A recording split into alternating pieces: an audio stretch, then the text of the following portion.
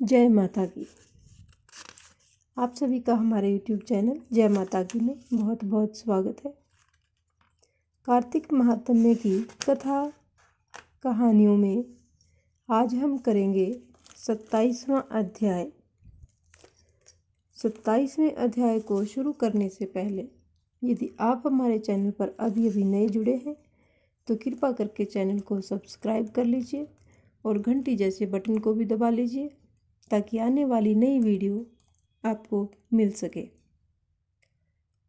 27वां अध्याय शुरू करेंगे उससे पहले भगवान का स्मरण करेंगे। श्रीमने नारायण नारायण नारायण भज मन नारायण नारायण श्री नारायण भज मन नारायण नारायण नारायण। ओम नमो भगवते वासुदेवाय नमः। श्री विष्णु महाराज की जय।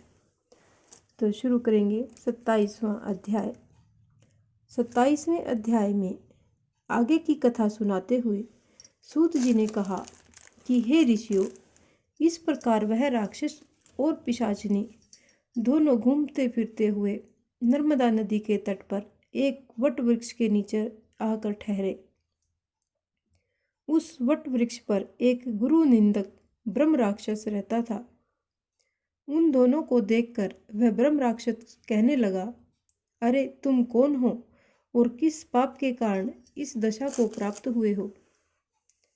तब राक्षस रूपधारी राजा ने अपना तथा पिशाचिनी का संपूर्ण वृतांत सुनाकर कहा कि अब आप भी हमारा वृतांत सुनाइए और आप भी अपना वृतांत अब हमें सुनाइए। ब्रह्म राक्षस ने अपना वृतांत सुनाते हुए कहा कि हे मित्र, बहुत समय पहले मैं मगध देश में प्रवीण सोमदास नाम वाला ब्राह्मण था। मैंने अपने को बड़ा भारी विद्वान और महान मानकर अभिमानवश गुरु का अपमान किया।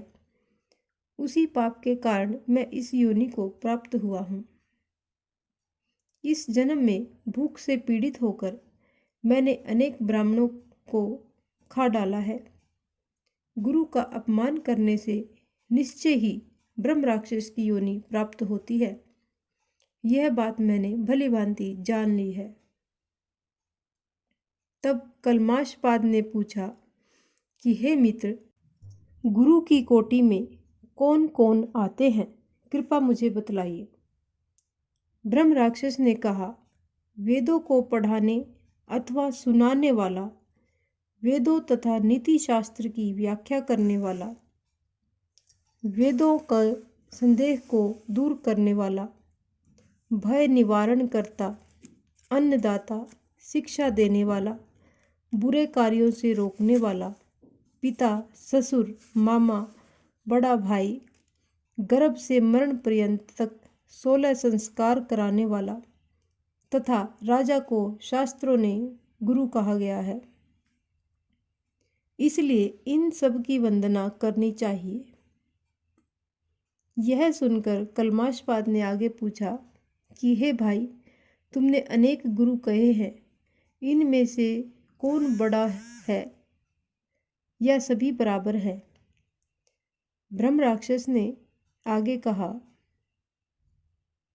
कि हे मित्र, यद्यपि हम राक्षस हैं और साथ ही भूख प्यास से दुखित भी है, परंतु क्योंकि गुरु महिमा के वर्णन से भी कल्याण होता है, इसलिए मैं इसका वर्णन करता हूँ।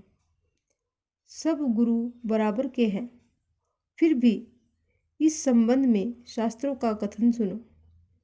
वेद तथा मंत्रों का उपदेश करने वाला, धर्मशास्त्रों तथा पुराणों के व्याख्याता तथा उपदेशकर्ता, ये विशेष गुरु माने गए हैं। इनमें से प्रमुख गुरु वह है जो देव पूजन करवाए, देव पूजा का फल बतलाए अथवा गुप्त मंत्र का उपदेश दे। ब्रह्म राक्षस ने अपने राक्षस बनने की कथा सुनाते हुए कहा, मैंने धर्म, अर्थ, काम और मोक्ष देने वाले सभी पुराण गौतम ऋषि से सुने थे। एक समय मैं शिवजी भगवान का पूजन कर रहा था कि उसी समय महर्षि गौतम वहाँ पर आ गए। मैं पूजा में ही लगा रहा और मैंने खड़े होकर उनको प्रणाम तक नहीं किया। तब शिवजी महाराज ने गुरु का अपमान करने के कारण मुझे ब्रह्म राक्षस बना दिया। यह कथा सुनाते हुए सूत जी ने कहा कि हे ऋषियों, इस प्रकार गुरु की महिमा का वर्णन करने तथा सुनने से उन तीनों के पाप नष्ट हो गए।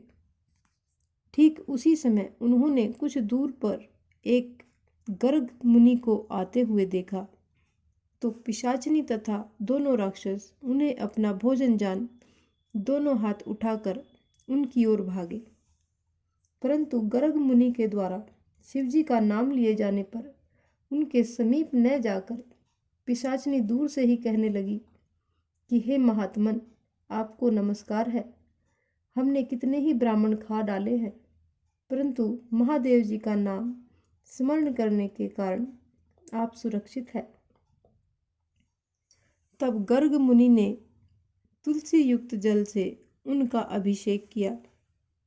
उस जल का स्पर्श होते ही वे तीनों राक्षस योनि से मुक्त होकर देव रूप में हो गए। ब्राह्मणी और सोमदत्त विष्णु रूप होकर गर्ग मुनि की स्तुति करने के बाद विष्णु लोक को चले गए। उन दोनों के बैकुंठ जाने के पश्चात शाप मुक्त राजा कलमाशपाद सोच में पड़ गया। उसको इस प्रकार शोक में निमग्न देखकर गुप्त रूप से सरस्वती जी बोली कि हे राजन, तुम किस प्रकार की चिंता मत करो। राज्य सुख भोगने के बाद अंत में तुम्हें विष्णुलोक की प्राप्ति होगी। इन वचनों को सुनकर राजा कलमाशपाद अत्यंत हर्षित हुआ। राजा ने अपने गुरु का स्मरण किया और गर्ग मुनि को प्रणाम करके गंगा जी की स्तुति की।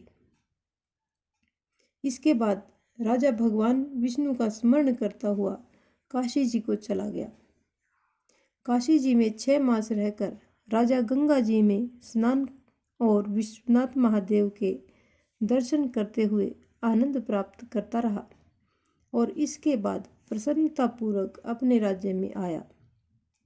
तब गुरु जी ने उनका अभिषेक कर उसे पुनः राजा बना दिया और वह अनेक वर्षों तक राज्य करने के बाद अंत में मोक्ष को प्राप्त हुआ। इस कथा को समाप्त करते हुए श्री सूत जी ने ऋषियों से कहा कि हे मुनियों, इसमें आश्चर्य जैसी कोई बात नहीं। भगवान का गुणगान करने तथा काशी का सेवन करने से मनुष्य को निश्चय ही मोक्ष की प्राप्ति होती है। तो गंगा जी में स्नान मात्र करने से ही करोड़ों जन्मों के पाप समाप्त हो जाते हैं। इस प्रकार ये कार्तिक महात्म्य का 27वां अध्याय यहीं पर संपन्न होता है। इस प्रकार की और भी अन्य धार्मिक रोचक कथा कहानियों को सुनने जानने के लिए हमारे चैनल को लाइक करें, सब्सक्राइब करें और अपने मित्रों और प्रियजनों में आगे भी शेयर करते रहें। जय माता की।